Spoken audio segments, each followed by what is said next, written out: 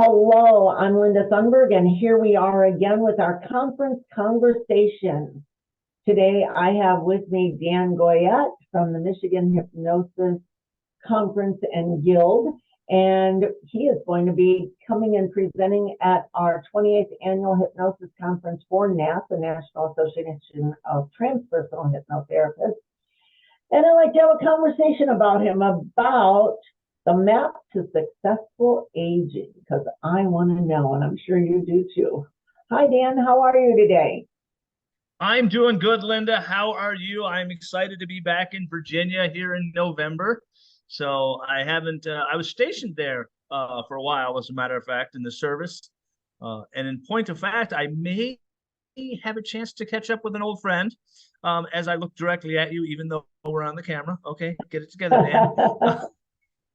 Of course. So, That's yes. awesome. That's how I always feel. I go to Virginia Beach and I get to see our friends and our members that are there, and go to the ARE and all of that stuff too. So yeah, have a little vacation, add a day or two beyond it, And I just want to have a conversation today about what you are going to be presenting at our conference. Yeah, I'm going to be doing a presentation on the map to successful aging, which is something that I tripped across with everything I do pretty much is client centered. So I had a client come in and obviously wanted weight loss and was in that middle adulthood within that area. And I said, okay, come on in. So we sat down and did the consultation as I always do. But then the client, as they often do, added everything else on. It's like, well, I'm really looking for wellness and health and vitality and energy, and I want to be able to do this, and I want to be able to. I said, well, it sounds like you want something well-rounded. She goes, yes. I'm like, okay. So we started working, and then another client came in with a similar quest, and another client came in. And long story short, all three of the clients, as I was working with them on this, and I myself cannot take credit for that. Let me back up for a second. The idea of mapping, I got just the phraseology I got from Tebbets, which I got from the art of hypnotherapy, but it seemed to fit because that's what we were doing. And they all came back and began to report like, oh, my doctor is so happy.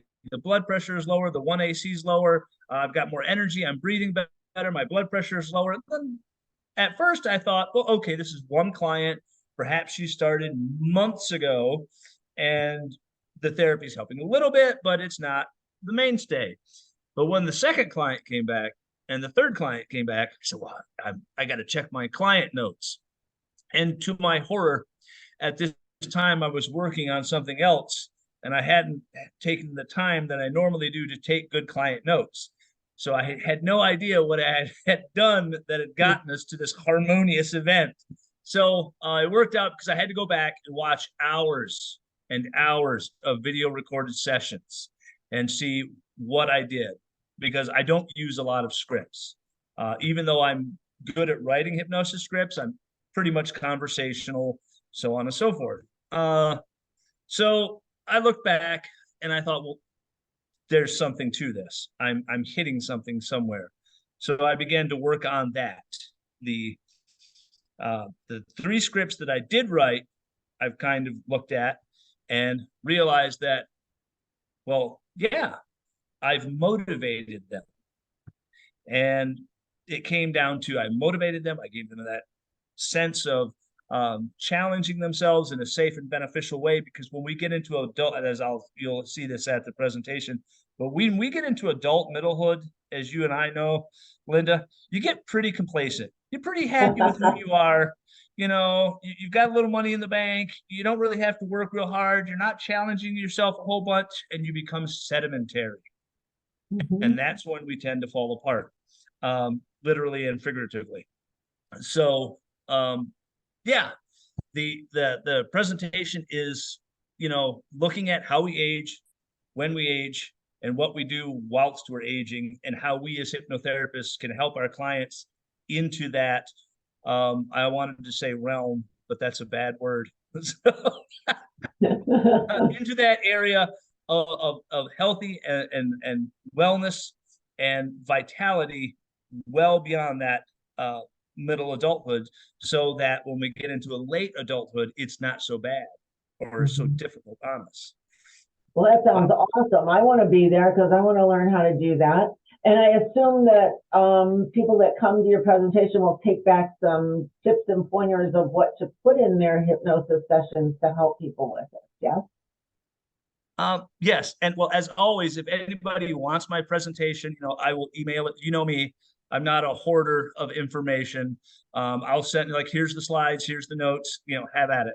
I'm a knowledge should be shared kind of guy.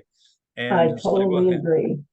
And you know what? And I know that you will fit right into our NATH conference because that's who we are.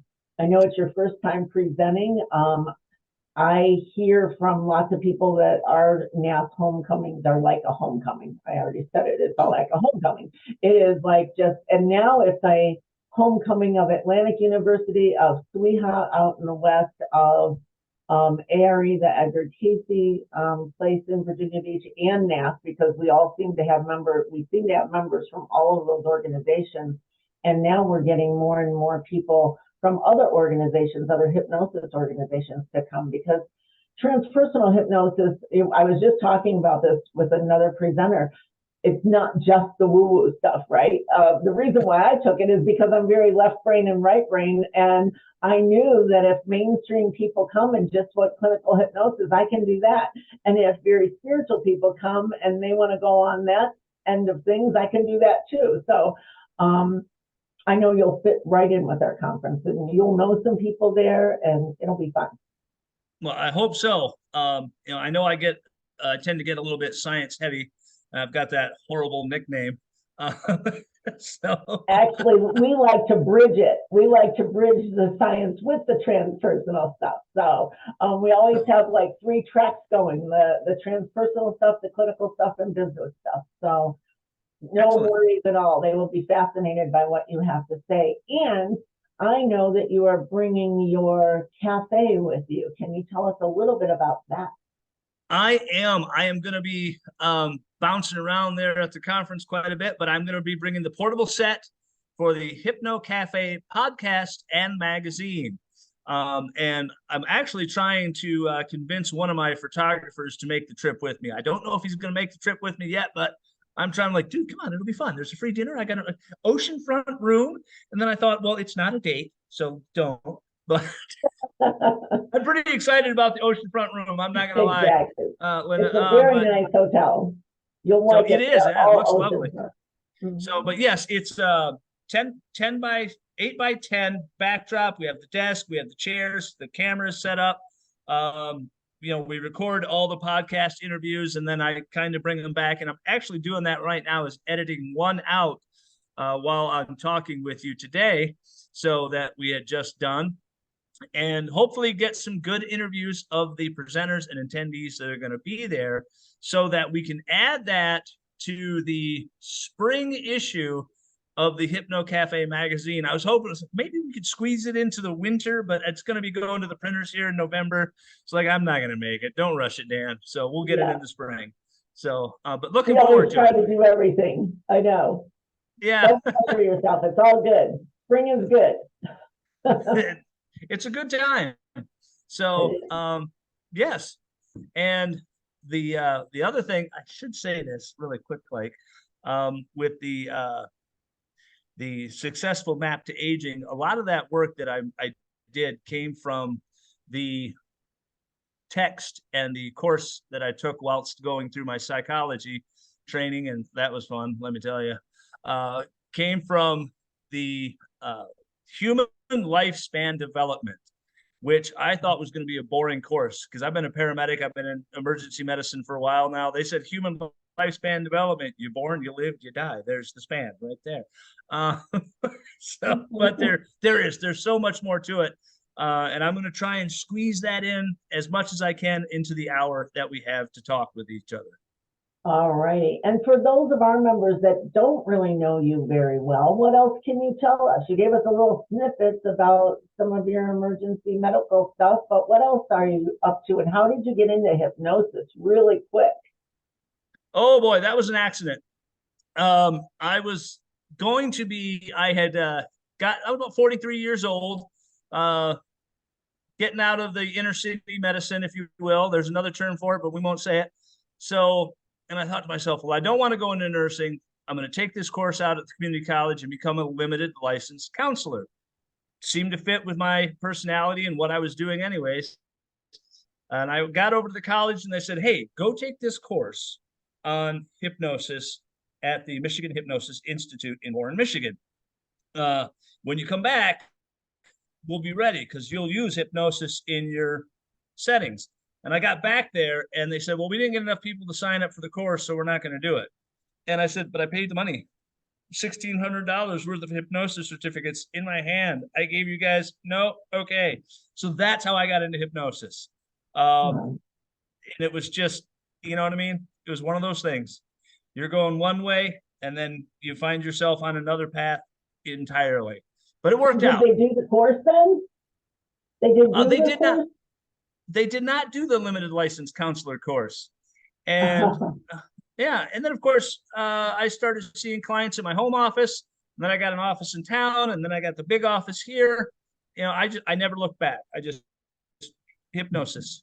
Here we go. I'm doing this. So you know, yes. That's how I find with most of our members, even our new members, they say, well, I've got to stay with my day job until I can afford to go and just do my hypnosis. And I don't know about you, but I didn't. I went from one to the other and I never looked back.